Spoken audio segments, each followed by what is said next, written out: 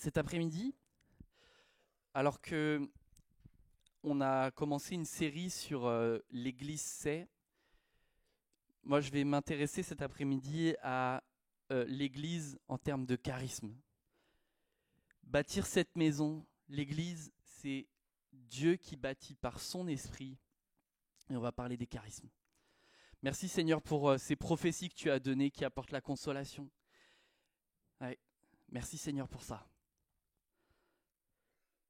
Cet après-midi, donc, on va parler de charisme. On va aussi avoir l'occasion de pouvoir présenter différents services, des hommes et des femmes qui s'engagent déjà depuis parfois des mois, des années, pour servir le Seigneur avec un cœur simple, avec un cœur joyeux. Et on aura l'occasion de présenter les services pour permettre aussi à ceux qui ne les connaissent pas ou ceux qui voudraient pouvoir intégrer des services puissent le faire en allant voir les responsables qui seront présentés cet après-midi. Les charismes, c'est quoi? Quand on parle d'une personne qui est charismatique, qui a du charisme, c'est une personne qui peut influencer les gens. Le dictionnaire Larousse, il vient dire que c'est l'influence sur les foules d'une personnalité dotée d'un prestige et d'un pouvoir de séduction exceptionnel. C'est quelqu'un, dans ma définition, c'est quelqu'un qui a du poids dans les relations au point où il peut influencer, diriger, parce qu'il fascine et peut séduire les foules. Il y a un certain prestige, une certaine gloire en fait dans ce charisme. Et savez-vous que le mot en hébreu qui parle du poids, de ce qui est pesant, de la gloire, c'est le mot kabod. Et il se trouve que quand on parle de la gloire de Dieu, on parle en fait de Dieu qui est pesant, dans le sens il porte du poids, il a du poids. Alors on dirait aujourd'hui, en langage jeune, je parlais aux différents publics, quelqu'un qui a du poids, qui a du charisme, on dit il pèse dans le game. Là les jeunes vous riez, les anciens vous dites qu'est-ce qu'il raconte. J'en ai d'autres pour vous. D'autres générations diraient ça c'est du lourd. Mais toute la différence est dans comment je le dis. Parce que dire lui il est lourd, c'est pas pareil. Et il y en a d'autres qui diraient oh il est relou celui-là. C'est différents moyens de parler de quelqu'un qui quand il est là, il a de l'influence, du coup positive ou négative. Tout ça dépend du sens dans lequel, de l'intonation dans laquelle je dis les choses.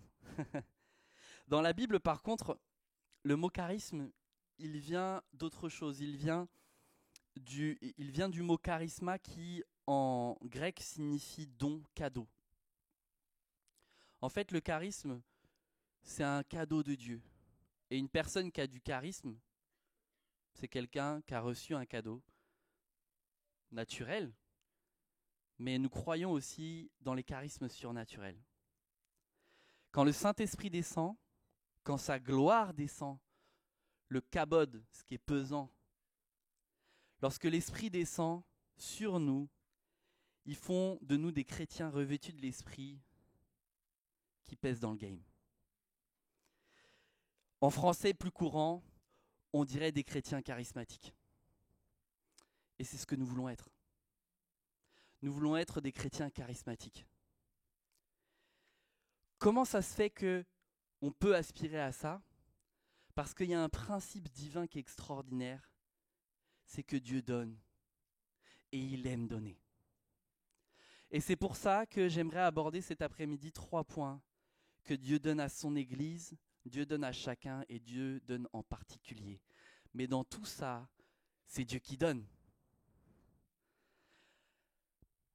Je crois que on peut se réjouir à chaque fois que Dieu donne. Dieu, il a donné son Fils. Vous connaissez ce verset, car Dieu a tant aimé le monde qu'il a donné son Fils. On connaît aussi ce texte-là dans Romains 6, car le salaire que verse le péché, c'est la mort, mais le don gratuit de Dieu, c'est la vie éternelle. Dieu donne la foi également. lorsque dans Hébreux 12, l'auteur dit « Regardons toujours à Jésus ». C'est lui qui fait naître la foi et qui la rend parfaite. Il a accepté de mourir sur une croix sans avoir honte. En effet, il voyait d'avance la joie qu'il allait recevoir et maintenant il est assis à la droite de Dieu. Et Dieu dit qu'il donne son esprit. Changez et qu'à chacun de vous se fasse baptiser au nom de Jésus pour que vos péchés vous soient pardonnés, alors vous recevrez le don du Saint-Esprit. Dieu donne et il aime donner. Vous dites amen quand vous voulez.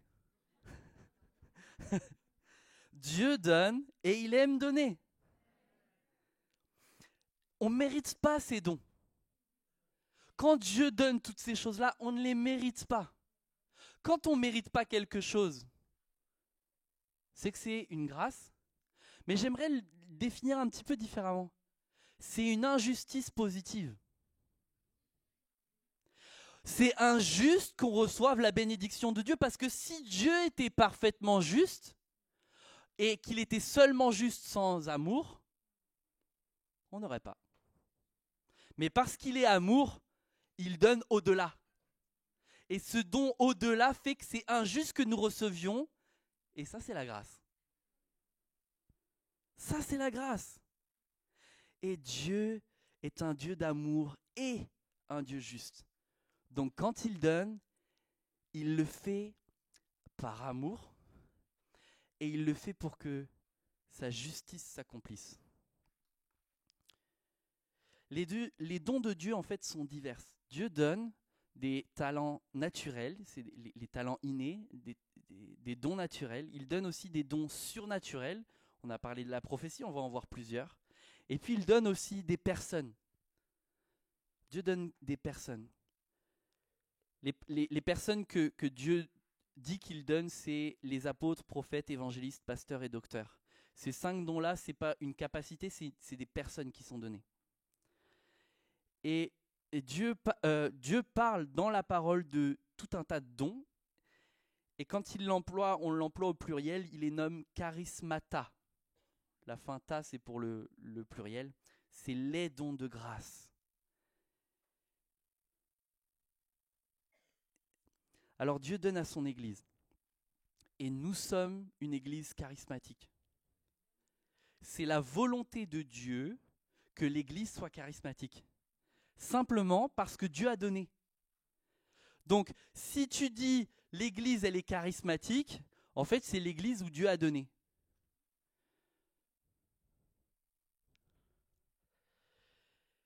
En fait, la révélation de Christ, que Christ veut pour l'humanité, elle passe par l'Église.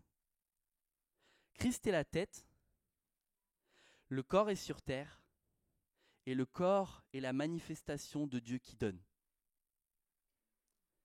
C'est la manifestation de Dieu qui donne.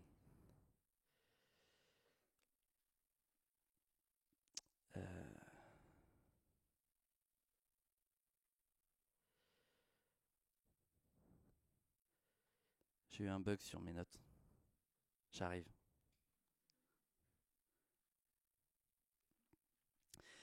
Une des images que Timothée, il y a de ça 15 jours, a présenté lorsqu'il présentait l'Église, il l'a présentée comme cette cité lumineuse, rayonnante. Est-ce que tu peux mettre la slide suivante ? Ouais. Imaginez ça c'est la ville. Imaginez s'il y avait quelques-unes des maisons où il n'y avait pas de lumière. Ce serait sombre, hein. Déjà que c'est pas très éclairé, mais là ce serait vraiment sombre. Et remarquez que plus il y a de lumière, plus il y a de maisons où il y a des lumières, plus le village de l'extérieur, de loin, on le voit rayonnant. C'est cette parole que Christ donne lorsqu'il dit « Vous êtes la lumière du monde. Une ville au sommet d'une colline n'échappe pas au regard. Il en est de même d'une lampe. Si on l'allume, Ce n'est pas pour la mettre sous une mesure à grain, au contraire, on la fixe sur un pied de lampe pour qu'elle éclaire tous ceux qui sont dans la maison. C'est ainsi que votre lumière doit briller devant tous les hommes, pour qu'ils voient le bien que vous faites et qu'ils en attribuent la gloire à Dieu, à votre Père céleste. Amen. En fait, la ville, c'est le symbole de la révélation de la lumière de Christ au monde. Le monde est dans les ténèbres, Christ envoie sa lumière dans l'Église, au travers de l'Église. En fait, la lumière, elle ne va pas être visible parce qu'on se vante d'être bien. Non, non. Il dit, la lumière, elle brille pour qu'il voit le bien que vous faites. Donc le bien, on est appelé à le faire, mais qu'est-ce qui fait que ça brille ? Parce qu'il y a la lumière en nous. Ah, donc tu peux faire du bien, mais si tu n'as pas la lumière qui brille en toi, ça ne sert à rien. En d'autres mots. Donc si la lumière de Christ, Christ c'est la lumière, si elle ne brille pas en toi, tu as beau faire du bien, la manifestation du bien que tu fais sans lumière, c'est juste de la vantardise. Mais quand il y a Christ, alors ça porte un bon fruit. En fait, je bénis Dieu pour ces œuvres sociales qui peuvent y avoir, qui émanent des églises. Et un exemple, je ne sais pas si vous connaissez cette histoire-là, mais l'église Nouvelle Vie au Canada, en fait, elle a grandi d'une manière spectaculaire à partir du moment où il y a eu une tempête de neige, un moment pendant un hiver, et c'est courant au Canada, à Montréal. Mais l'église était un grand bâtiment, il y avait un bâtiment, et ils ont décidé de donner l'usage de ce bâtiment-là pour les services publics de la ville afin de pouvoir aider les gens qui étaient dans le besoin. Et quand ils ont décidé de faire ça, il y a eu un très bon lien qui s'est créé à ce moment-là avec la ville de Montréal et ils ont grandi. L'œuvre sociale est une manière, lorsque Christ brille dans nos cœurs, une manière de toucher les gens. C'est une manière de témoigner de l'Évangile. Alors oui, nous voulons être une église en santé. Est-ce que tu peux pas laisser la slide suivante, s'il te plaît ?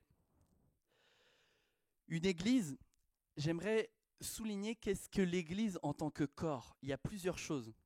On vient de parler de la cité rayonnante. Il n'y a pas la liste ? Bon, je vais vous la présenter sans la slide. Donc, la cité rayonnante, c'est une des caractéristiques. Une autre des caractéristiques de l'Église, c'est que c'est un peuple prophétique. Je crois qu'à travers ces paroles d'encouragement, à travers cette consolation, à travers l'édification qu'on peut donner, l'Église, pas des personnes dans l'Église est prophétique. Et Marc le présentera de manière un peu plus profonde dans les semaines qui viennent, en abordant le thème de la prophétie de manière plus particulière. C'est également une communauté thérapeutique. C'est quoi ? C'est un groupe de personnes qui apportent la guérison.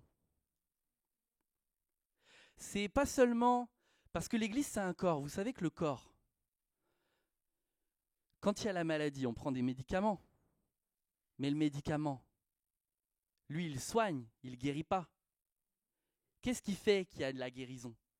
Parce que le système immunitaire dans le corps se met en mouvement, il y a une activité de ce système immunitaire et qui fait que l'ensemble du corps guérit. Donc quand il y a cette activité de guérison, c'est que c'est juste un corps qui est en santé. Un corps qui est en santé normalement, il a son système immunitaire qui est assez développé pour apporter la guérison. L'Église est une communauté thérapeutique. Nous sommes appelés à être une communauté thérapeutique. L'Église, c'est également un temple. des pierres vivantes. Merci. Je viens de m'en rendre compte. Merci, un temple uni et solide, fondé sur la parole, fondé sur la pierre angulaire, Christ. C'est sur cette parole-là que nous avons cette fondation qui est solide. Et le dernier élément, c'est que nous sommes, que je voudrais souligner aujourd'hui, c'est que nous sommes des sarments. Vous savez l'image du cep et des sarments. Donc les sarments, c'est les branches qui, de la vigne, portent le fruit. Et ces sarments peuvent porter du fruit parce qu'ils sont connectés au tronc, le cep, et la sève irrigue les branches pour que le fruit se manifeste. J'aimerais juste que vous réfléchissiez une seconde là aux fonctions, à cette dimension prophétique de l'Église. Une cité rayonnante. Une cité rayonnante qui apporte l'Évangile. Fonction, même fonction que l'évangéliste. Un peuple prophétique, le prophète. Une communauté thérapeutique, pastorale. Un temple uni et solide, fondé sur la parole, l'enseignement. Des sarments, un temple solide et uni, fondé, la fondation, l'apôtre. Et des sarments dépendants, attachés au cep, c'est attaché à la parole, l'enseignement. Je fais le parallèle en fait aux 5 ministères dons qui sont présentés dans Éphésiens 4 qu'on reverra tout à l'heure.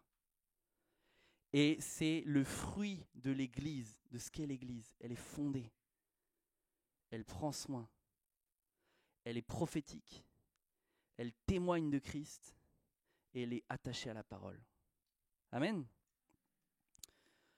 Ça va, on continue ? J'ai pas fait gaffe au timing. On est mal là. Bah, avant, il y a eu la prophétie avant, la prière, tout ça, c'est bon. Aïe, aïe, aïe, Seigneur. J'ai pas ce charisme-là. Dieu donne à chacun. Si tu peux mettre la slide suivante. C'est le deuxième point. Dieu donne à chacun. J'aimerais voir avec vous cet après-midi différents éléments, différents statuts, différentes fonctions que Dieu nous donne à chacun. C'est-à-dire, c'est pas réservé à le chrétien plus spirituel, c'est pour tout le monde. Tout le monde est concerné par ça. Tout le monde. Vous connaissez ce texte pour certains, mais on va le regarder dans 1 Pierre chapitre 2, verset 9. Tu ne l'as pas, Sarah, là, je vais lire une liste de versets là, que je n'ai pas mis dans la slide. Mais vous êtes une race élue, une communauté de rois prêtres, une nation sainte, un peuple que Dieu a libéré pour que vous célébriez bien haut les œuvres merveilleuses de celui qui vous a appelé à passer des ténèbres à son admirable lumière. Amen. Nous sommes prêtres, dans le sens où nous sommes en relation directe avec Dieu. Je ne parle pas du prêtre qu'on peut entendre dans le milieu catholique. Non, je parle du prêtre, cette fonction que nous avons parce que Christ a amené ce que le voile soit déchiré. Vous savez, lorsque le peuple d'Israël voulait pouvoir rentrer dans la présence de Dieu, il y avait le prêtre qui pouvait y aller et qu'une seule fois par an, il y avait le grand sacrificateur qui pouvait aller dans la présence de Dieu. Aujourd'hui, nous avons accès à la présence de Dieu parce que le voile a été déchiré. Et pourquoi le voile a été déchiré ? Parce que Christ a vaincu la mort. Il est mort à la croix pour nos péchés et Dieu a pu manifester sa grâce en rendant sa présence accessible. Nous sommes des prêtres. Nous sommes également rois, dans le sens où nous avons reçu l'autorité de Christ sur l'ennemi, sur le péché. Amen. Tout est accompli. Dieu a vaincu la mort et le péché. Il a récupéré l'autorité sur ces choses en attendant son retour. Même si le péché, la souffrance et la mort sont encore présents, il y a une promesse qui est certaine. Le combat, il est déjà remporté. Il y a un autre texte dans Apocalypse 1:6, il a fait de nous un peuple de rois, des prêtres au service de Dieu, son Père. À lui donc soit la gloire et le pouvoir pour l'éternité. Amen. Ce règne sur le monde et le péché n'est pas encore pleinement effectif. On attend le retour de Christ. Mais notre espérance est certaine. Nous sommes donc prêtres, rois, nous sommes également prophètes, dans le sens où on parle de la part de Dieu. À pas confondre avec le ministère prophétique d'Éphésiens 4 qu'on va voir tout à l'heure, ni avec le charisme, la prophétie, mais nous sommes prophètes dans le sens où on parle de la part de Dieu. Ça, c'est quelque chose qui sera aussi approfondi par Marc. T'as du boulot. Et c'est la réponse à la prière de Moïse lorsqu'il dit que l'Éternel, au contraire, accorde son esprit à tous les membres de son peuple pour qu'ils deviennent tous des prophètes. Merci Seigneur, ça s'est accompli. On parle de la part de Dieu. Faisons le bien. Nous sommes également ambassadeurs. Alors pareil, il y a une liste au fur et à mesure, ça permettra de... Ouais, c'est tout d'un coup. Ok, c'est tout d'un coup.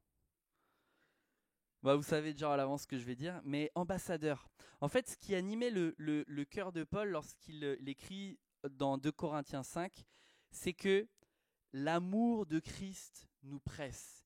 Et il disait ceci: nous faisons donc fonction d'ambassadeurs au nom du Christ, comme si Dieu adressait par nous cette invitation aux hommes. C'est au nom de Christ que nous vous en supplions, soyez réconciliés avec Dieu.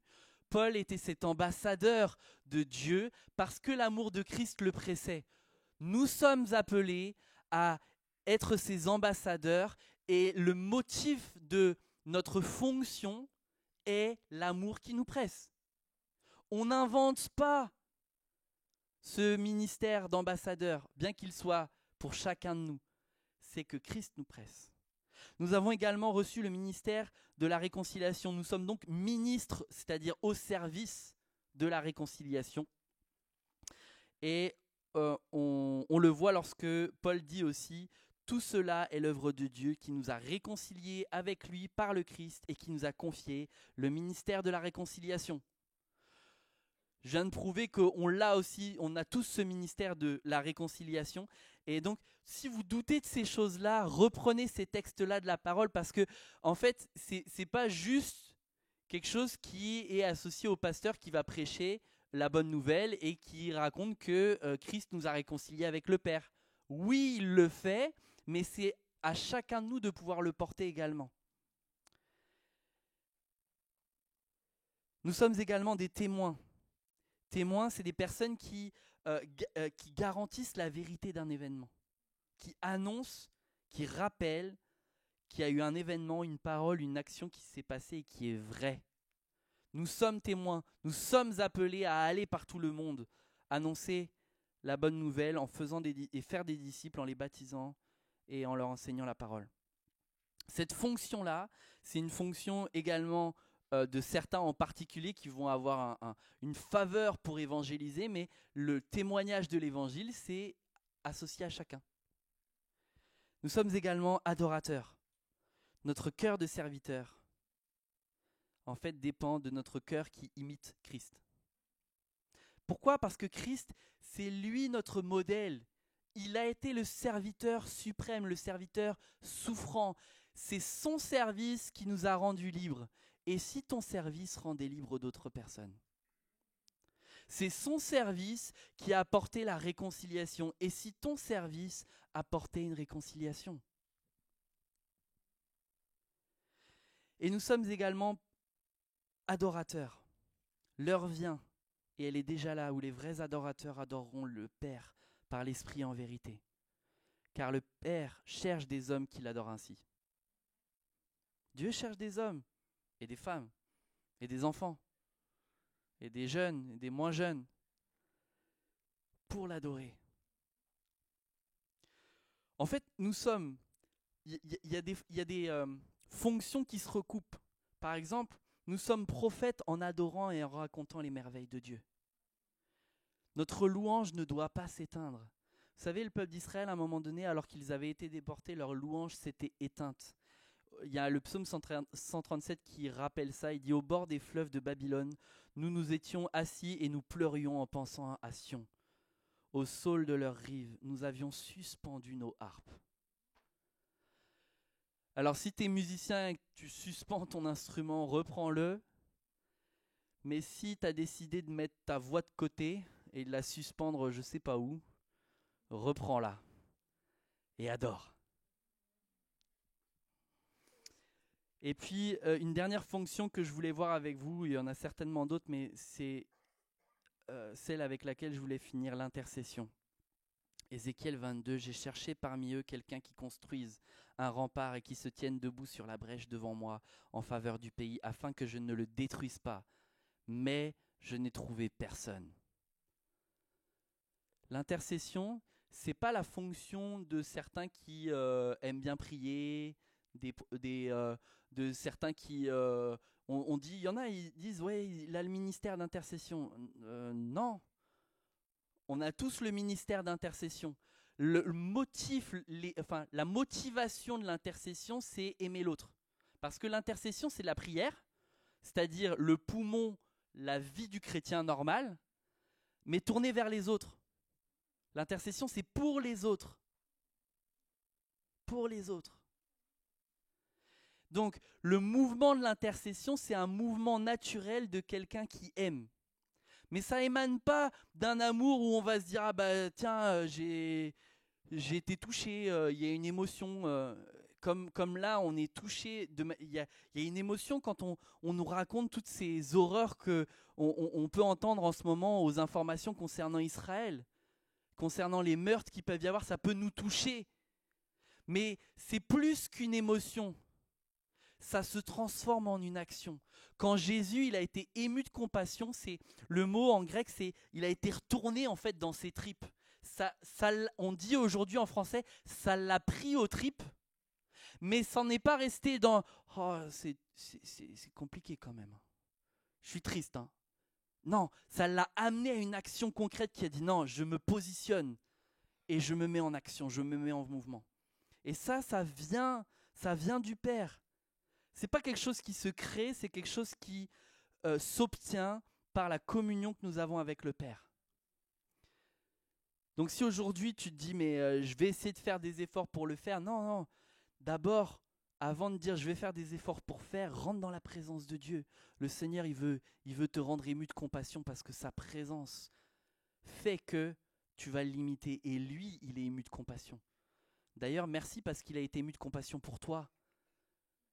Et qui fait qu'aujourd'hui, toi, tu as été au bénéfice de la compassion de Dieu. Et si les autres étaient aussi au bénéfice de la compassion de Dieu parce que toi aussi, tu devenais compatissant. C'est ça, en fait, ce qui nous anime. Et donc, toutes ces fonctions-là qu'on a lues, prêtre, roi, prophète, ambassadeur, ministre de la réconciliation, témoin, serviteur, adorateur, intercesseur, tout cela, c'est l'œuvre de Christ en nous, en chacun de nous. C'est l'Esprit qui donne à chacun de pouvoir avoir cette assurance que nous sommes prêtres, rois, prophètes, que nous portons ce cœur d'ambassadeur, que nous avons ces soucis-là pour la réconciliation, que nous sommes porteurs de cet évangile, parce que l'évangile, ce n'est pas quelque chose que tu apprends seulement intellectuellement, mais c'est quelque chose qui émane de ton cœur parce que l'Esprit, l'amour de Christ t'a pressé. Amen. Dieu cherche des hommes et des femmes, c'est chacun de nous. Et puis, Dieu, dernière partie, Dieu donne en particulier. Encore une fois, Dieu donne. Dieu donne à l'Église, Dieu donne à chacun et Dieu donne en particulier. Il y a 3 types de charismes qui sont présentés dans la Bible. Les charismes, on les appelle les spirituels, des dons surnaturels, des dons naturels. Et puis il y a les ministères dont je vous en ai déjà parlé. Il y a plusieurs textes qui sous-tendent cela. Je ne vais pas avoir le temps de les lire là, mais il y a une liste. Si tu veux bien mettre directement la liste, s'il te plaît. Ouais. Il y a toute une liste J'ai pas mis la liste d'Éphésiens 4, mais il y a plein d'éléments en fait qui sont donnés par l'apôtre Paul dans Corinthiens, dans Romains. Il parle du don des langues, de la prophétie, de la connaissance, de la foi. Il y a des dons qui se recoupent, hein. On en retrouve des dons dans plusieurs listes. La prophétiser, le ministère, c'est-à-dire le service. Le mot ministère, ça veut dire service simplement. Ça a donné le mot diaconat aussi. Vous voyez ? L'enseignement, l'encouragement, la générosité, le don de présider, la miséricorde. Après, il y a les dons là, de 1 Corinthiens 12, parole de sagesse, connaissance, la foi, don de guérison, prophétie, discernement des esprits. Tous ces dons-là, en fait, c'est l'esprit qui le donne en particulier à chacun. Il y en a dedans, c'est des dons naturels. Il y en a d'autres, c'est surnaturel. Par exemple, le don de générosité, il y a un don, mais ça fonctionne avec le naturel. D'accord ? C'est comme le don de présider, ça fonctionne avec le naturel. Mais il y en a d'autres, la parole de la prophétie, par exemple, ça, tu ne l'inventes pas. La parole de connaissance, la guérison, tu le travailles pas, en fait, comme des compétences à l'école. Tu fais pas ça. Mais il y a une chose que moi j'aimerais souligner, c'est que Dieu donne et il y a un seul esprit. Il y a divers dons, un seul esprit. Toutes sortes d'activités. Et Dieu donne en chacun. Il le distribue comme il veut. Comme il le veut. Et il le fait pour deux raisons. Pour édifier en vue du bien commun. Ça c'est le texte de 1 Corinthiens 12. Je ne le lis pas en entier, mais dans 1 Corinthiens 12, à un moment il dit « en vue du bien commun ». Et il y en a un autre, c'est l'évangélisation. C'est sûr que quand il y a l'évangile qui est annoncé et qu'il y a une guérison, il n'y a plus besoin de convaincre plus, l'événement il est là. Et nous sommes appelés à aspirer au don pour voir le corps de Christ s'édifier et pour le témoignage. Et Paul, il dit aussi dans Romains, lorsque il dit qu'on a un seul corps de nombreux organes, mais les organes ont différentes fonctions. Est-ce que tu peux juste reprendre ouais, voilà. Non, remonte. Voilà, Romains, le texte de Romains, super. Un seul corps de nombreux organes avec des fonctions différentes. Le corps, c'est une belle image pour comprendre les choses, mais j'aimerais juste que vous considériez l'image à gauche.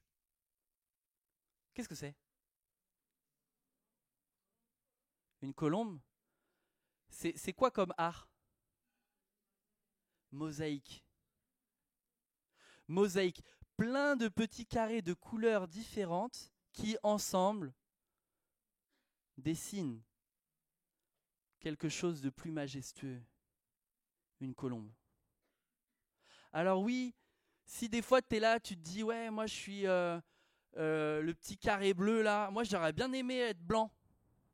J'aurais bien aimé être vert. » Non, t'es bleu. Et c'est bien. Parce que si on met du vert là à la place du blanc de la colombe là, c'est plus une colombe. C'est plus une colombe. Ouais, ça devient un perroquet.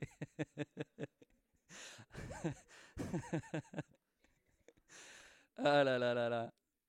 En plus, on l'a travaillé ensemble le message et merci pour l'idée de la mosaïque, Victoria. Mais Dieu, en fait, il donne. Il veut donner à chacun des dons particuliers et il faut accepter. Il faut accepter. Il faut se réjouir de ce que Dieu a donné parce que Dieu, il donne comme il veut. Et si comme il voulait, c'était mieux que ce que tu penses. Parce que des fois, on est frustré. Hein. Seigneur, donne-moi le don de guérison. Là, ça déménagera là. Puis ma maladie, là, hop, tranquille. T'es terminé. Puis, et puis non. T'as la parole d'encouragement. Puis là, t'es là, ouais, mais là, moi, je veux bien encourager l'autre, mais il est malade. Ce serait quand même plus efficace qu'il soit juste guéri. Comme ça, plus besoin de l'encourager. Ah, on se fait des raisonnements dans notre tête. Hein. Moi, en fait, je vous le dis parce que je me suis fait ce raisonnement-là. Je dis à Dieu, quand même, tu pourrais me donner le don de guérison, ça irait plus vite là, parce que je veux bien encourager les gens, mais il y a des fois, tu t'as plus les mots. Puis là, Dieu il me dit, ouais, mais en fait, ce que je veux, c'est peut-être des fois juste que tu sois là. T'as pas besoin de mots, juste d'être là. Ah ouais, c'est vrai. Ouais, juste d'être là, c'est important. Ah ouais, hein. Pour la consolation, c'est important juste d'être là. Merci Seigneur pour des fois des hommes, des femmes qui étaient juste là. Je remercie Dieu pour des hommes, des femmes qui sont venus. Des fois ils disaient rien, mais ils étaient juste là. Et si des fois on était juste là, t'as pas besoin d'un bac plus 12 en quoi que ce soit, ni de nom naturel, ni de nom extraordinaire, t'as juste besoin d'être là.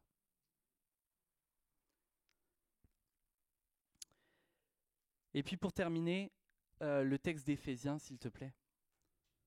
Vous savez, il y a des dons, diversité de dons.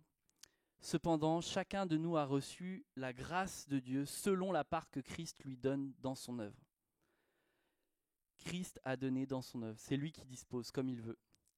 Et il dit ensuite, c'est lui qui a fait don de certains comme apôtres, d'autres comme prophètes, d'autres comme évangélistes et d'autres encore comme pasteurs et enseignants. Il a fait ces dons. Il a fait don de ces hommes pour que ceux qui appartiennent à Dieu soient rendus aptes à accomplir leur service en vue de la construction du corps de Christ. Ainsi, nous parviendrons tous ensemble à l'unité dans la foi et dans la connaissance du Fils.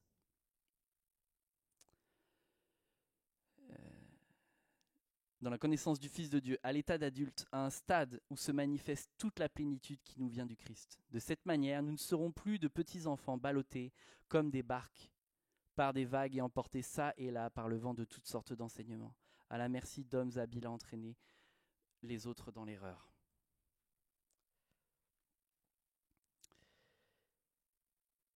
Ici, les objectifs d'Éphésiens 4, il y en a, je les ai répertoriés en 3. Un premier, équipé pour servir. Toute relation avec le projet d'enseignement est parfaitement voulue. Équipé pour servir. Il est dit devenir apte à accomplir le service que Dieu nous demande. Et ça, en cohérence avec les dons qu'il nous donne. Deuxièmement, l'édification, grandir vers Christ, la maturité, la ressemblance à Christ, l'état d'adulte. En fait, la finalité, c'est manifester la plénitude de Christ. Et puis le troisième, c'est l'affermissement, s'affermir dans l'amour, la cohésion, l'unité dans la foi, la connaissance du Fils. Je fais juste que reprendre le texte que j'ai lu en le réorganisant un peu de sorte qu'on comprenne ce que Dieu veut faire en utilisant les ministères dons que j'ai cités plus haut, nous équiper pour servir, nous édifier, nous affermir. L'objectif négatif, donc ce que nous ne voulons pas, c'est ne pas être des enfants ballottés par divers enseignements et dans l'erreur. On veut rester dans la parole, droit dans la parole. Mais pour vivre ça, il y a une condition. S'efforcer de conserver l'unité que donne l'Esprit dans la paix, qui nous lie les uns aux autres. Ça, c'est Éphésiens 1. Et je fais le lien avec la prédication de Timothée de la communion. La communion est essentielle.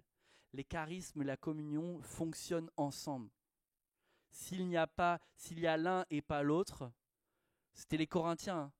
Les Corinthiens, ils n'étaient pas unis, mais ils avaient plein de charismes. Alors Paul, il dit, oui, c'est bien les charismes et tout.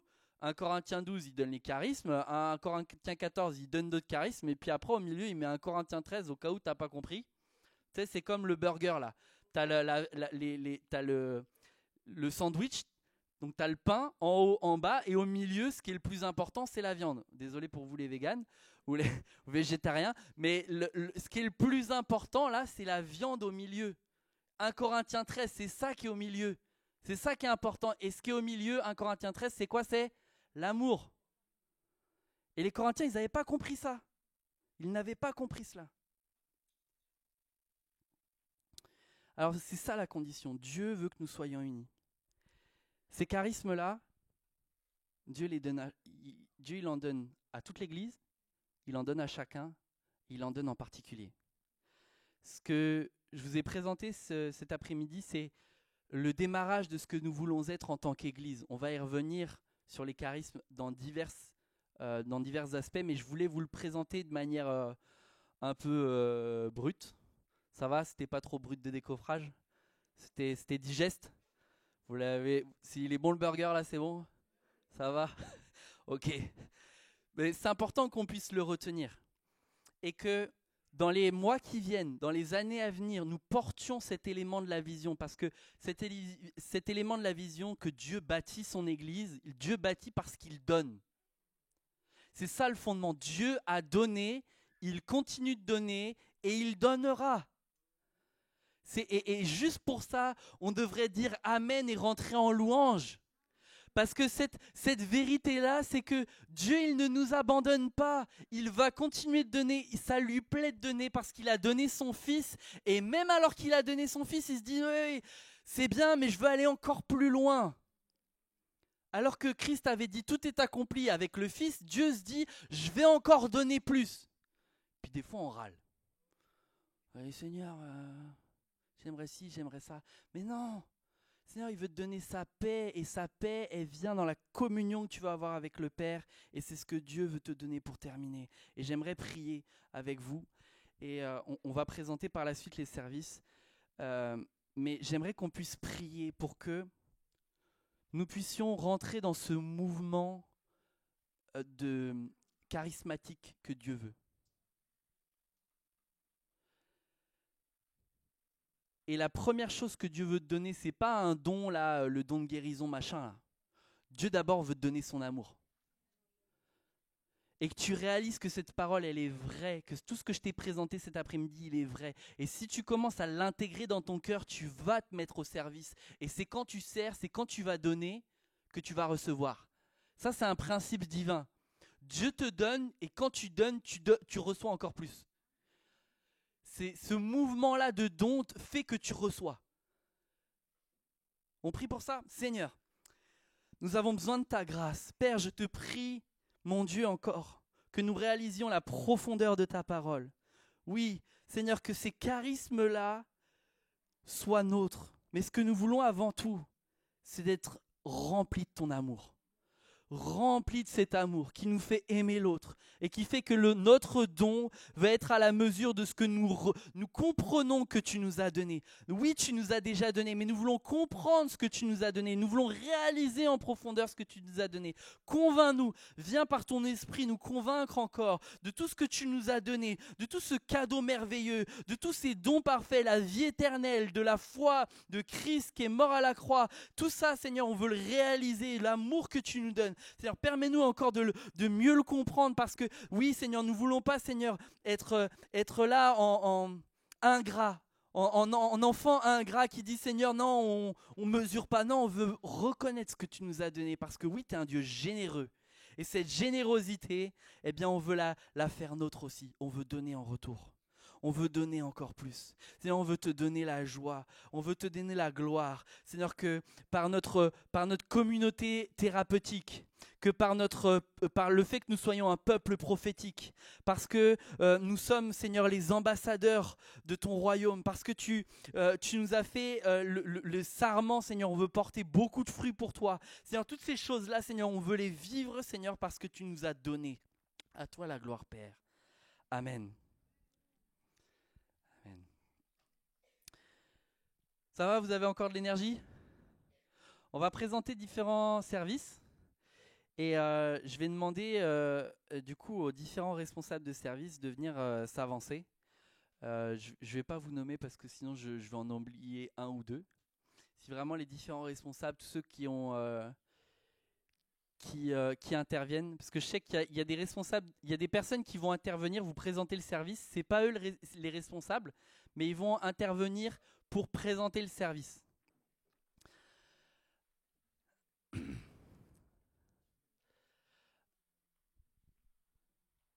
Et en plus, il y a plusieurs responsables de service qui vont présenter non seulement un service, mais certains même plusieurs. Donc on va prendre le temps. Et je les ai briefés avant. Il y en a qui m'ont dit ah, Guillaume, je ne vais pas y arriver. En plus, tu n'arrives pas à nous montrer l'exemple, Guillaume. Je dis oui, effectivement. L'exemple, c'est 2 minutes. Ils ont 2 minutes pour vous présenter le service. C'est un défi, hein. Du coup, je les laisse commencer.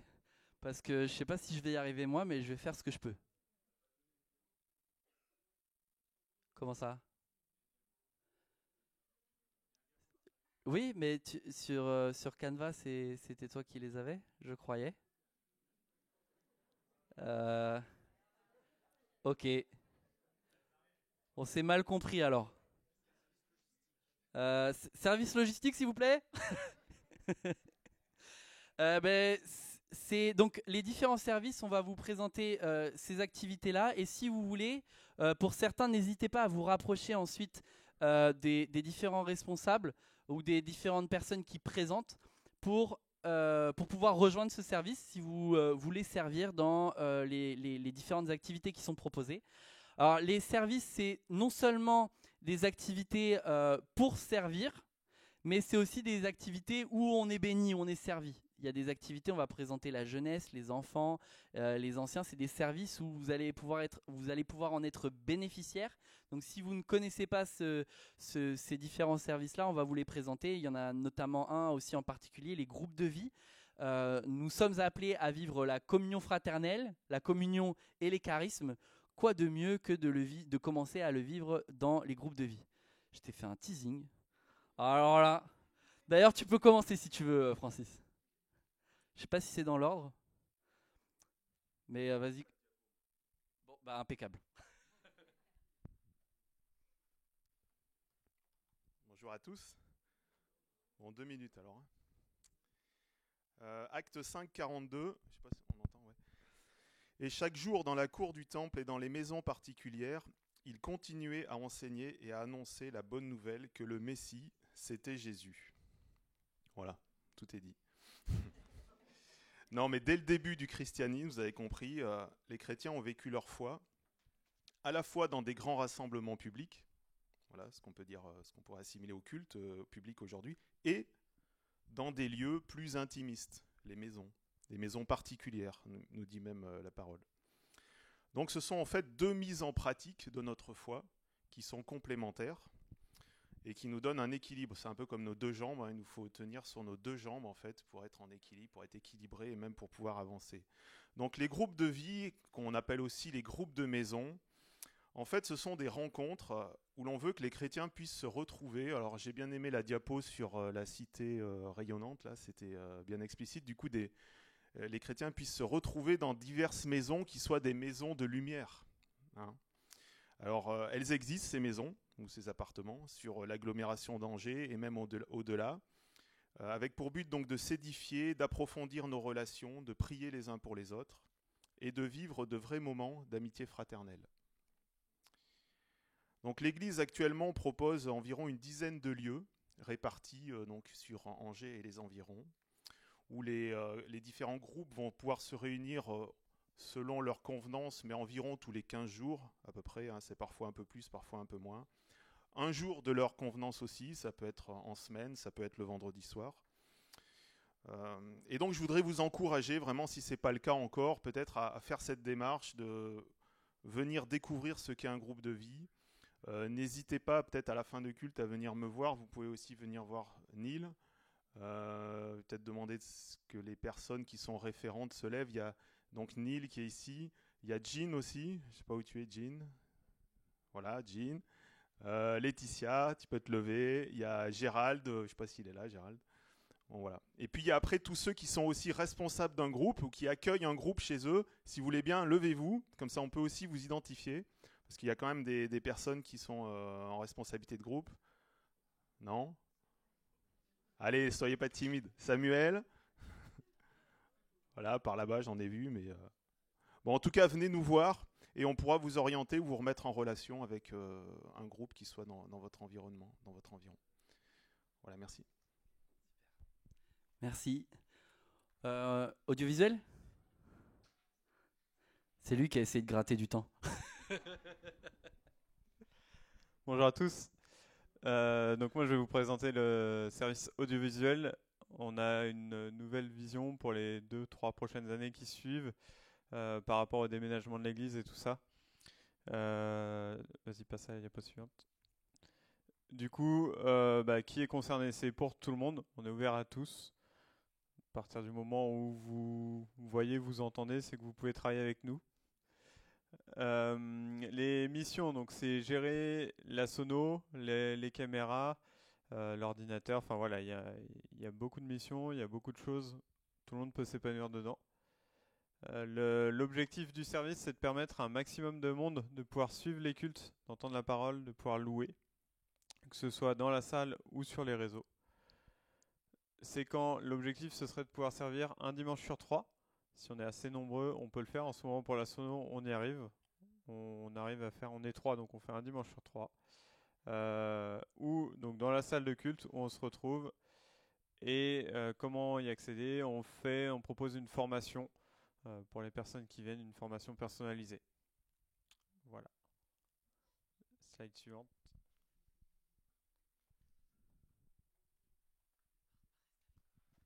Je reste avec Grace pour la com. Bonjour à tous. Alors le service de communication, c'est un nouveau service, on va dire, qui se met en place progressivement. C'est un peu intimidant de se dire qu'on est responsable de ce service parce qu'il tâtonne encore beaucoup. Et il a pour but en tant que responsable de communication, on a deux objectifs. C'est un peu rendre visible la vie de l'Église en interne, donc entre nous, mais aussi en externe.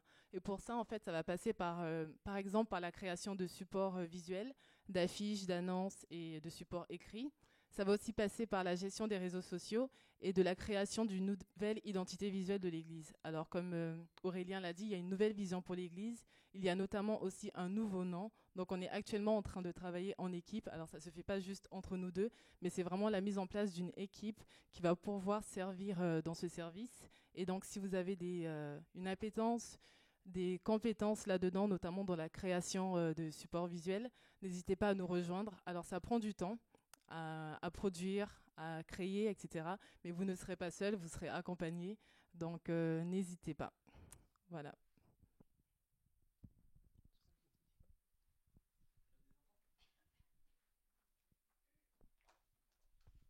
Bonjour à tous. Du coup, le club des enfants, je veux bien. C'est pour, du coup, on accueille les enfants de 3 à 11 ans. C'est en continuité avec ce que ce que nous leur annonçons, nous leur présentons de Jésus-Christ à la maison. Du coup, c'est pour qu'ils puissent vivre des expériences aussi et connaître l'unité dans l'Église dès leur plus jeune âge. C'est quand c'est le premier et le troisième dimanche du mois dans la salle qui est juste derrière, du coup, maintenant. Et du coup, ici. Et on fait quoi? On fait des chants, on fait un message adapté à leur âge et des activités souvent manuelles. Voilà. Alors, je rebondis sur ce que Émilie a dit, c'est que le club, c'est le premier et le troisième dimanche du mois. Le deuxième, c'est un culte intergénérationnel. Et le dernier dimanche du mois, c'est pas toujours le quatrième, c'est bien le dernier. Donc, c'est Quartier Libre. Quartier Libre que Rosine va vous présenter.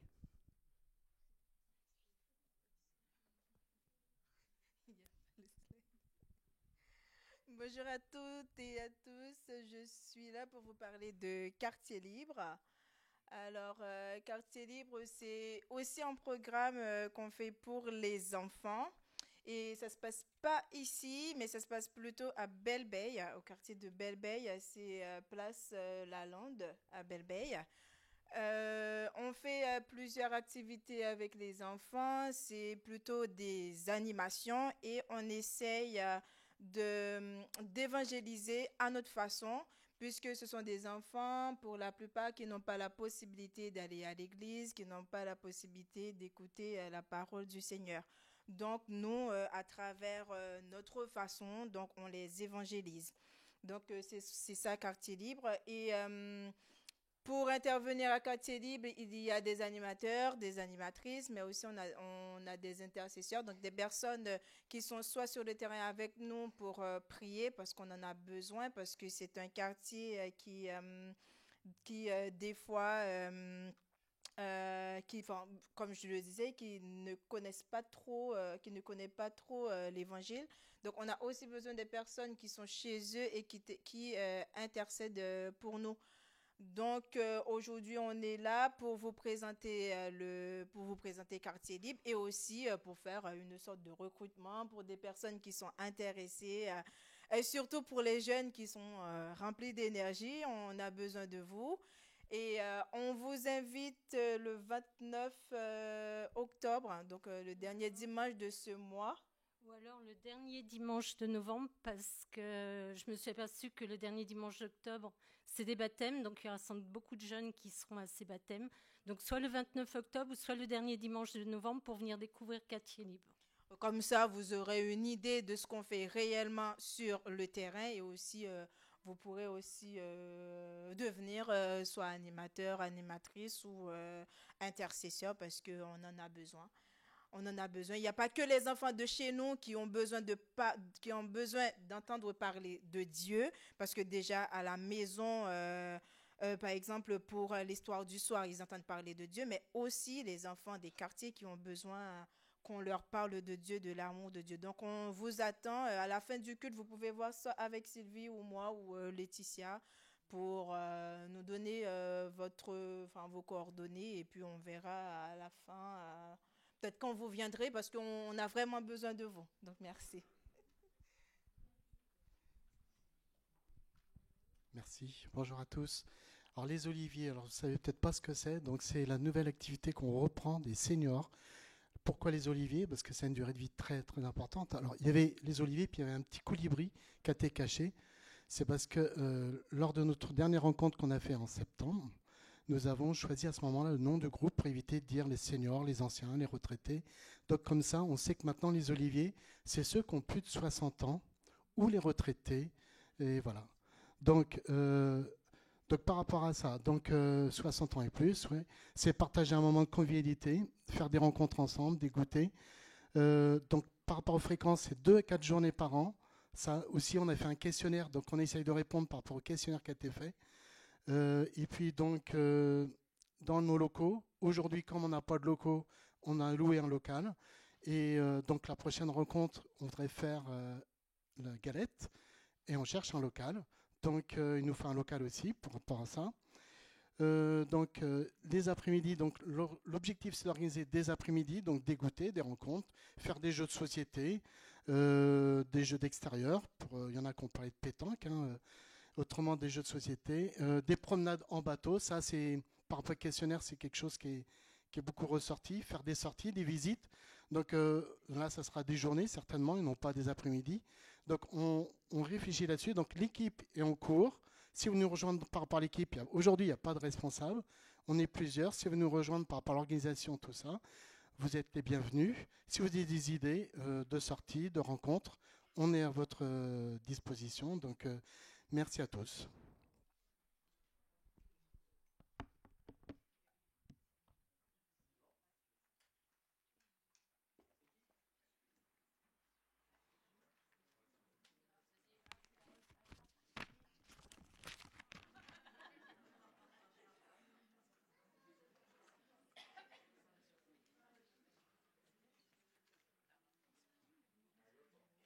Bonjour à tous et à toutes. Alors, moi, j'ai suivi bien le questionnaire. Alors, pour qui? Bien, pour toutes et tous. Ce groupe de relations d'aide, c'est pour être aidé, accompagné, soutenu en situation de souffrance psychologique. Donc, à un moment de nos vies, hélas, on y passe tous, mais bon, le Seigneur est là et souvent on en ressort plus fort, plus forte. Pourquoi? Donc pour répondre aux souhaits de chacun, pour vivre une vie épanouissante, comme nous le dit Jean dans 3, verset 2, je crois, c'est pour qu'on puisse prospérer à tous égards et que l'on soit en bonne santé, ce qui rejoint ce que nous a dit Guillaume pour une communauté thérapeutique, que nous soyons tous en bonne santé. Alors, la bonne santé, c'est physique, psychologique et spirituel.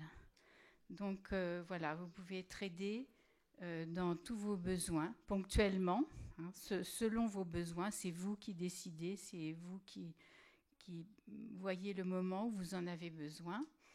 Alors ça se passe dans les locaux à Châtenay ou autres possibilités. Et puis à la demande, hein, ce sont des rendez-vous individuels en toute confidentialité. Voilà. Voilà, donc c'est un service pour vous.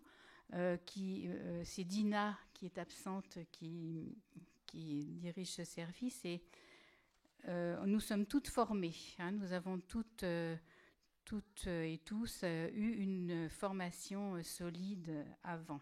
Voilà. Je vous remercie.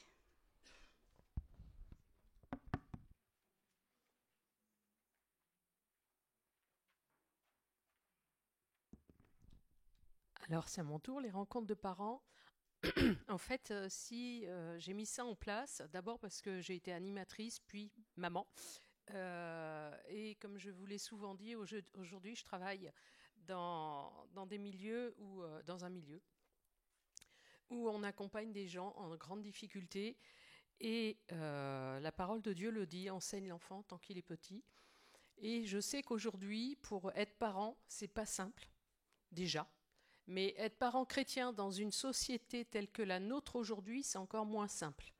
Et ces rencontres de parents, l'objectif, c'est pas de phosphorer, c'est juste pour aider les parents à ce que leurs enfants deviennent la lumière du monde, comme a dit Guillaume. Juste une info en passant, parce que je pourrais vous en donner plein. J'étais encore en réunion mercredi où on nous a confirmé, ça y est, sur Angers, en pédopsychiatrie pour les adolescents en souffrance, la liste d'attente est d'1 an et demi. On est dans une société où les jeunes vont très mal. Si je veux rencontrer les parents, c'est pas parce que je pense qu'ils font mal, j'ai aucun souci là-dessus, c'est parce que nos enfants doivent être des influenceurs autour d'eux et ne pas se laisser influencer par la société d'aujourd'hui. Le but du diable, c'est de détruire les vies le plus tôt possible. Alors, ces rencontres de parents, c'est destiné aux parents, aux grands-parents, aux animateurs. Et cette année, je vais faire un programme particulièrement parents et enfants en même temps pour travailler autour du fruit de l'esprit, pour être des ouvriers de paix. On ne s'était pas concerté. L'idée, c'est de faire de nos enfants des influenceurs et non des influencés dans leur milieu de vie. L'idée aussi, c'est de se soutenir entre parents, de prier les uns pour les autres, de s'apercevoir qu'on n'est pas les seuls à avoir ces difficultés-là et de ne pas rester seul avec ces difficultés parce que je suis en train d'apprendre qu'en fait, on finit jamais d'être parent. Ça dure toute une vie. Et puis, pour le moment, la date, elle n'est pas définie parce que je vais essayer de m'adapter à vos besoins, peut-être à mon agenda aussi, mais pour que ce soit pratique pour tout le monde. Jusque-là, c'était le vendredi soir. Entre la disponibilité des locaux et la disponibilité des gens, on va essayer de faire quelque chose. Pour le moment, c'est Châtenay. Et comment on fonctionne ? C'est des échanges. Je peux apporter quelques supports théoriques du fait de ma formation, mais aussi le plus grand intérêt, c'est d'échanger parce qu'en fait, on s'aperçoit que les uns et les autres, on a plein de compétences, on a plein de capacités et les expériences des uns et des autres nous font tous grandir. Voilà. L'activité Osmose, c'est donc une activité pour les jeunes à partir de 15 ans. On travaille avec le groupe d'ados pour pouvoir faire un service et accompagner ces ados-là tranquillement vers le groupe de jeunes. Donc, on leur souhaite la bienvenue. Hier, on avait d'ailleurs une journée intégration avec les ados et les jeunes. Et c'était un moment de convivialité. D'ailleurs, merci Emmanuel pour la ferme. Là, tu nous as bénis.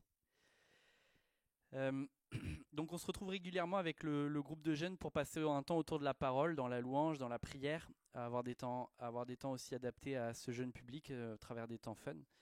Ce qu'on veut faire en fait, c'est des disciples parmi les jeunes. On veut les accompagner à être en osmose avec Dieu et en osmose les uns avec les autres. C'est le mouvement de la croix verticale, horizontale qui nous anime et qui nous amène à pouvoir proposer aux jeunes tous les 15 jours une activité le samedi soir entre 17h et 19h. Ça se situe généralement là au Colombier Et autrement, lorsqu'on fait des sorties, on peut aller dans d'autres villes ou dans d'autres lieux. Donc les leaders de jeunes organisent régulièrement des rencontres avec cette vision d'année. Et il y a des événements, donc je vous ai parlé de la journée intégration, on a également un rassemblement qui s'appelle Actival. Vous en avez déjà entendu parler certainement, c'est un rassemblement des différents groupes de jeunes de la région. Et à ce propos-là, pour les jeunes qui veulent s'inscrire, il y a un lien là qui va être mis très prochainement pour pouvoir participer à cet événement qui se situera à Alençon le 11 novembre. On a également des repas, des week-ends. On en a eu un l'année dernière qui s'appelait ECHO et on remercie d'ailleurs particulièrement toute l'Église pour le soutien financier pour pouvoir amener ces ados et ces jeunes dans ces événements-là. Et ce que nous voulons, c'est faire grandir dans la foi et équiper cette génération parce que nous rendons compte qu'elle a particulièrement besoin de Dieu. Et merci Marido encore de rappeler que cette génération-là, c'est une génération qui a besoin de nos prières. Et je bénis Dieu pour tous ces hommes, ces femmes qui décident de prier. Quand je discute avec certains papis-mamies de l'église, je bénis Dieu parce qu'ils disent « Ouais, on prie pour les jeunes, on prie pour les jeunes. » Ça, c'est bon. Merci à vous.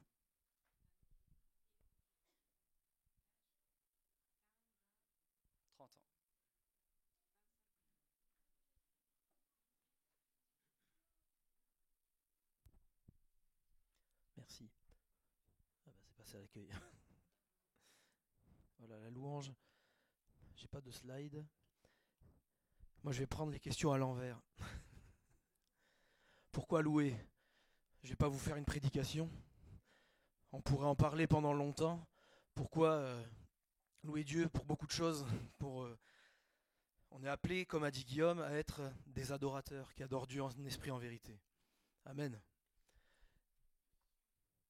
Le truc, c'est que, alors où ça se passe la louange? Essentiellement dans l'église, hein, voilà. Et quand? Essentiellement le dimanche. Voilà, comme vous pouvez, comme on l'a vécu aujourd'hui. Mais je veux insister sur le qui. Parce qu'au risque de vous faire un choc, moi je suis ici pour vous parler de la louange musicale. Et donc, ce domaine-là n'est pas pour tout le monde. Nous sommes tous appelés à... On peut tous chanter ou jouer d'un instrument chez nous, il n'y a pas de souci. Chanter sous la douche, il n'y a pas de problème. Mais tout le monde n'est pas appelé à conduire dans le chant et dans la louange.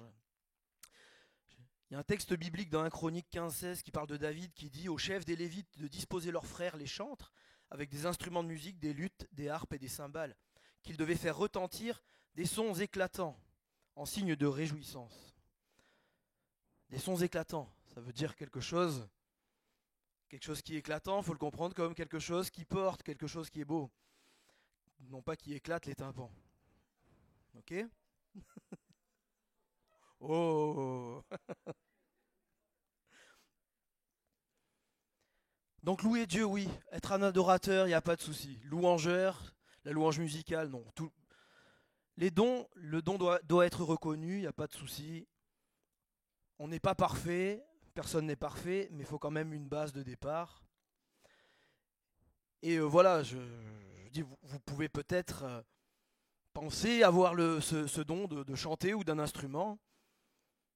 Mais nous, on va vous proposer, si vous pensez l'avoir, avec une équipe voilà, de gens assez, pas professionnels, mais il y en a des professionnels. On vous propose le 18 octobre, alors je ne sais pas encore où, on a un petit souci à ce niveau, une audition.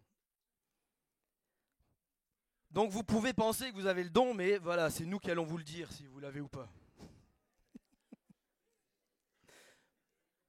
Si vous avez à cœur ça, évidemment c'est bien sûr que c'est bien, mais ça suffit pas. Imaginez que moi, je fais, voilà, vous savez quels instruments je joue, je fais pas du tout d'accordéon. Si un dimanche matin je monte sur l'estrade avec un accordéon et que je commence à accordéonner en pensant que ouais ça va, bon, tout le monde va regarder en disant oh là, qu'est-ce qui nous fait là? Ça serait bien un accordéon, mais il faudrait que je le travaille avant, ok? C'est important le travail, donc. Je veux juste vous dire en fait que je ne fais pas forcément de recrutement, mais il ne faut pas hésiter. Voilà, si vous pensez, si vous avez quelque chose sur le cœur, venir me voir et accepter de passer cette audition. Et surtout, s'il vous plaît, acceptez-en le résultat aussi. Vous connaissez tous les émissions à la télé. Je sais que ça peut être difficile. Et croyez-moi, c'est un rôle qui n'est pas facile. Quand quand on est des personnes et qu'il faut dire non, c'est pas simple, mais pourtant il le faut. Donc évidemment, on n'a pas un standard hyper élevé, mais il faut quand même qu'il y ait une base, quoi. Ok ? Donc 18 octobre, ça sera le soir à 18h30. On fera cette audition avec Sandra. Alors là, je parle essentiellement du chant. Avec Sandra, qui est donc prof de chant professionnel. Et puis, voilà. Merci en tout cas comme je l'ai dit, si vous avez ça à cœur, d'accepter cette chose-là. Merci.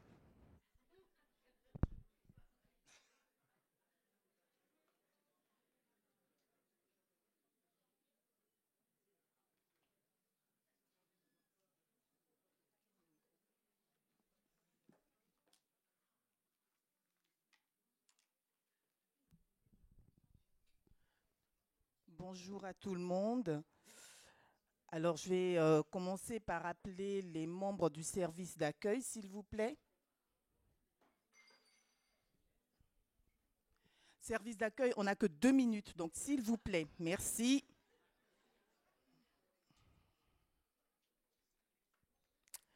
Donc, alors moi, je n'ai pas préparé de slides, mais vous voyez là sur la belle diapositive notre dernière recrue.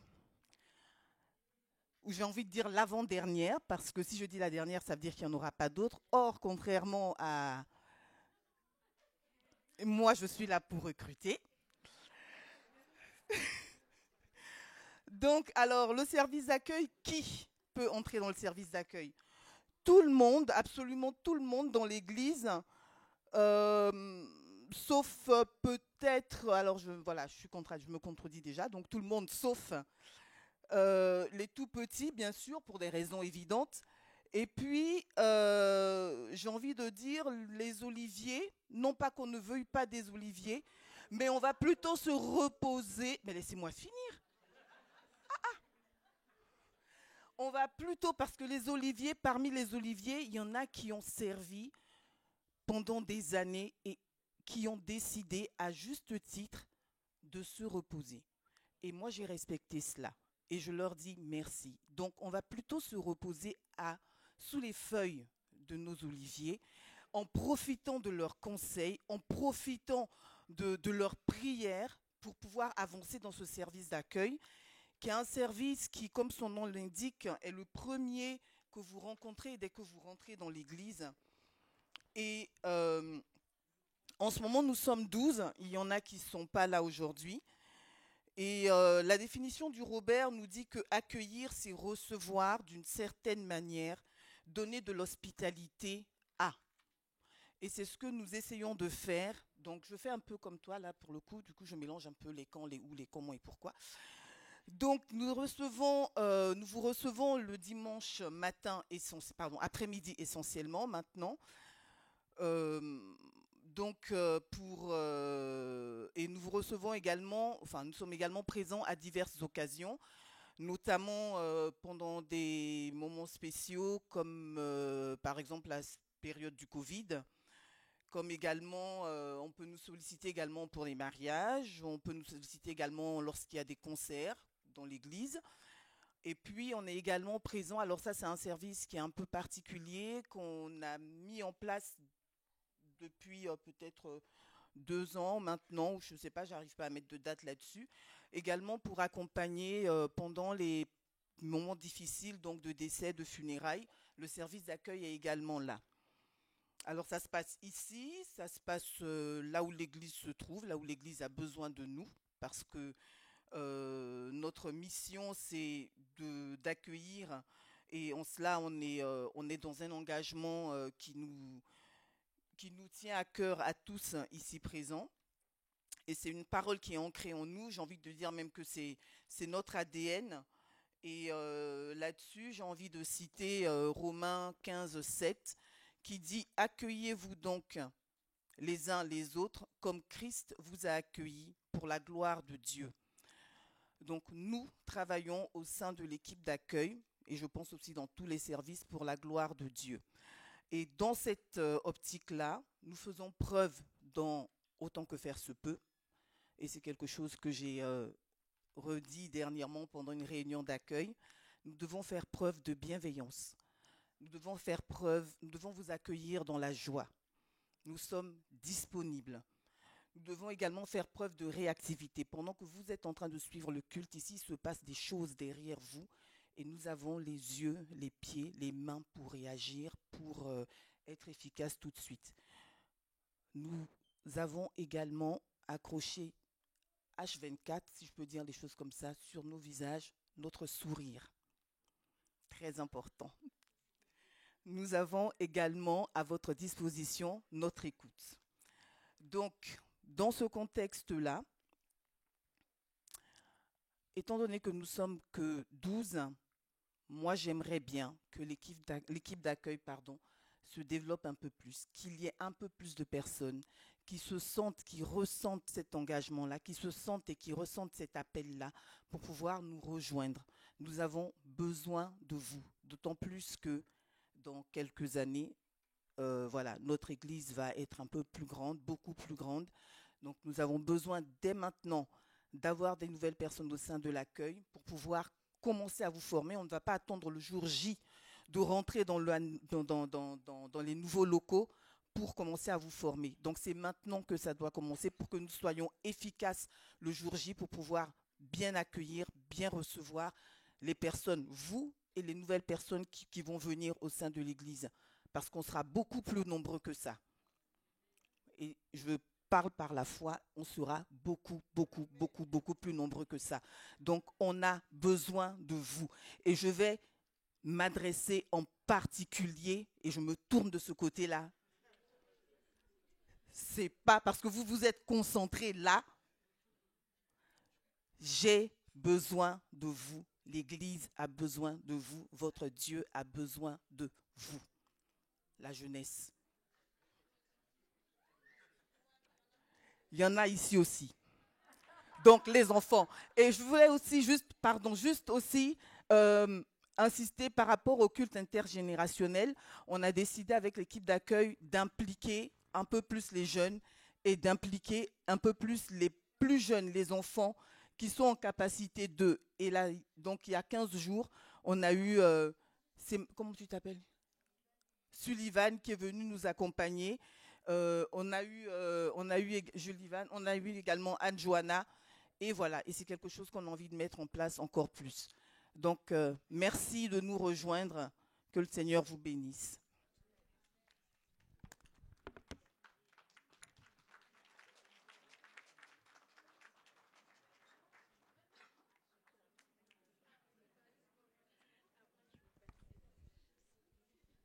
Bonjour.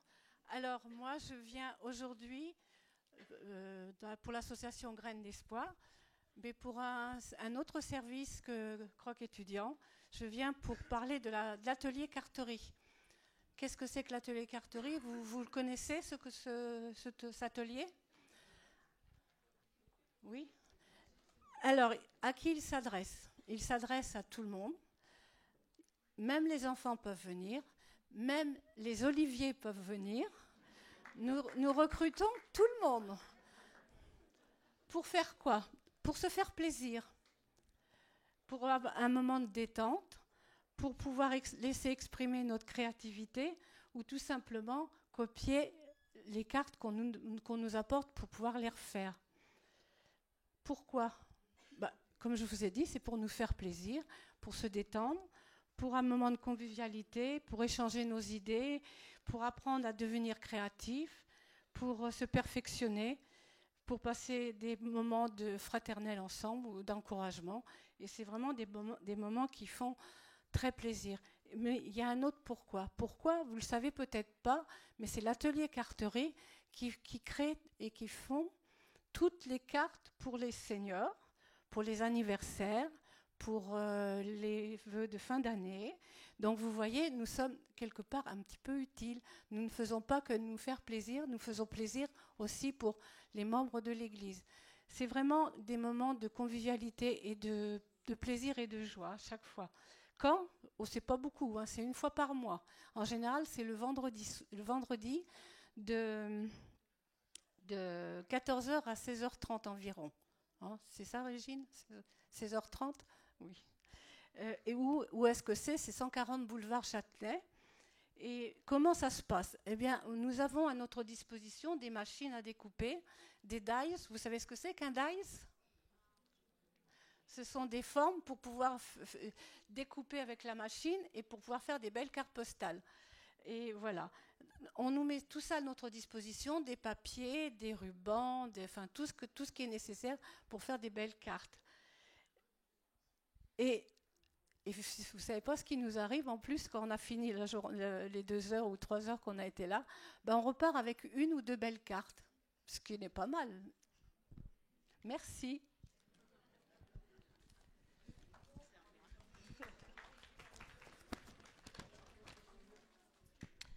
Bonjour à tous, je me présente Valdi.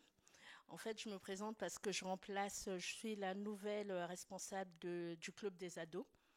Je remplace Elisabeth. Donc, en fait, je présente notre service. C'est le service du club des ados, justement. Alors, le groupe, c'est Between.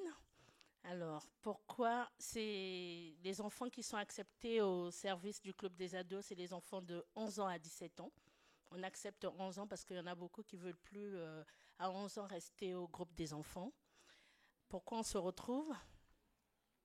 On se retrouve pour emmener les enfants. Notre but, normalement, c'est d'emmener les enfants à développer leur relation avec Dieu, en restant connectés à la parole de Dieu. Justement, le thème de cette année que nous avons choisi, c'est « Tout est dans la Bible ». Nous voulons que les enfants, déjà les ados, en connaissant Dieu, qu'ils aient vraiment de l'amour pour Dieu et que dans leur vie de tous les jours, qu'ils se basent sur la parole de Dieu, et c'est ça qui va les aider à être celle de la terre et lumière du monde. C'est ça vraiment notre objectif. Et où on se retrouve? Ici, pendant les cultes, on a réunion tous les premiers et les troisièmes dimanches du mois. Et puis, quand on est au Colombier ici, et puis si ça tombe au jour où on n'est pas au Colombier, quand ça tombe le même jour, si ça tombe au premier ou au troisième dimanche du mois, on a club. Alors, comment les leaders, on s'organise? On s'organise en faisant des activités avec les enfants. On prévoit beaucoup d'activités. Surtout cette année, notre but, c'est surtout développer des activités avec les jeunes, le groupe Osmose. C'est pour pouvoir faciliter le passage des ados aux jeunes, au groupe Osmose. Parce qu'on avait remarqué qu'ils ont du mal à passer au groupe Osmose parce que ils veulent rester, ils sont habitués avec les ados. Donc vraiment, on s'est dit, cette année, on va développer cette cohésion. Justement, hier, on était ensemble à la journée d'intégration avec les jeunes et ça s'est bien passé. Donc voilà en gros notre service. Et puis les leaders, on est formés, on va organiser aussi, on a comme projet de se former avec Marido pour pouvoir avancer dans notre service. Merci.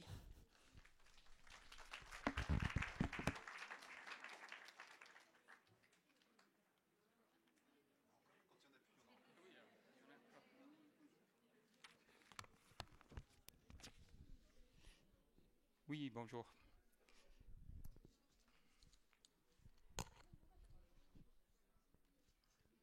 Je vais juste lire un verset de Psaume 9 et verset 19. Mais Dieu n'oubliera jamais le malheureux. L'espoir n'est jamais perdu pour les pauvres. Donc, ces graines d'espoir, je